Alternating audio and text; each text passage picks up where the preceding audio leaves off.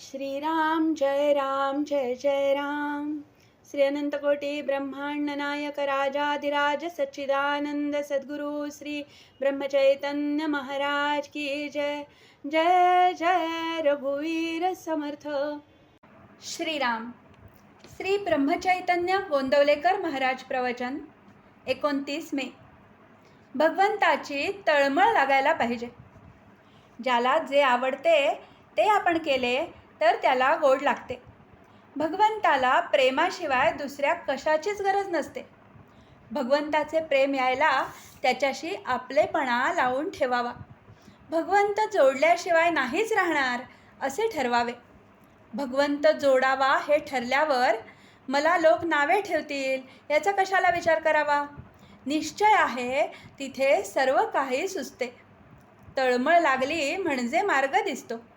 साधू संत मार्ग दाखवायला सतत तयार असतात, मात्र आपण आपली देहबुद्धी बाजूला ठेवून त्यांना शरण जावे।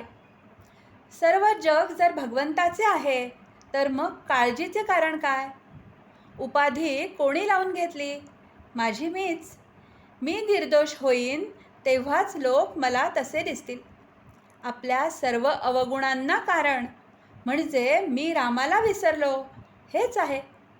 परमात्म्याचा विसर पडतो हेच खरे पाप।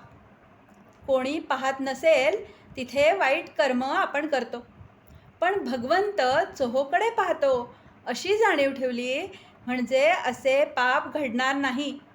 कोणतेही कर्म करताना फळाची आशा धरली तर ते घातक होते। ज्याने भगवंत जवळ आणला जातो तेच चांगले कृत्य। स्नानसंध्या केली आणि व्यवहार खोटा केला तर त्या संध्येचा काय उपयोग। मनात कोणताही हेतू न धरता परमेश्वरावर श्रद्धा ठेवून वागावे। मन परमेश्वराला अर्पण करावे, ते दुसरीकडे गुंतवू नये। एकदा अर्पण केलेल्या मनाला जर पुन्हा विषयाचा आनंद झाला तर ते अर्पण झाले नाही असे समजावे। माझा प्रपंच व्हायचा असेल तसा हो, पण तुझा विसर पडू देऊ नको असे अनन्य भावाने भगवंताला म्हणावे। प्रत्येक कृतीत मी भगवंताचा आहे ही जाणीव ठेवावी।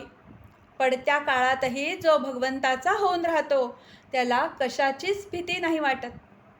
पांडवांच्या जवळ प्रत्यक्ष भगवान असताना त्यांना किती संकटे सोसावी लागली।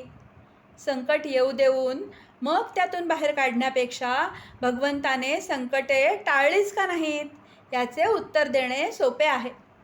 पुष्कळ वेळा आपल्यावर येणारे संकट कुणी टाळले तर ते संकट येणारच नव्हते असे आपण समजतो।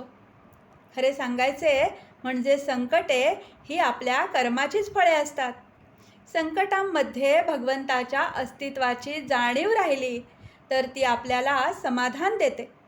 ज्यांना सर्व अनुकूल आहे त्यांना देखील समाधान हे नसतेच, म्हणून ज्यांना तितकी अनुकूलता नाही त्यांनी त्याबद्दल असमाधान ठेवण्याचे कारण नाही, कारण समाधान हे त्यामध्ये नाहीच नाही।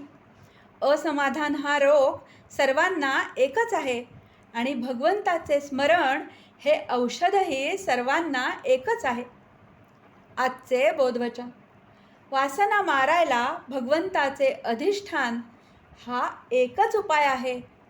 जानकी जीवन स्मरण। जय जय राम।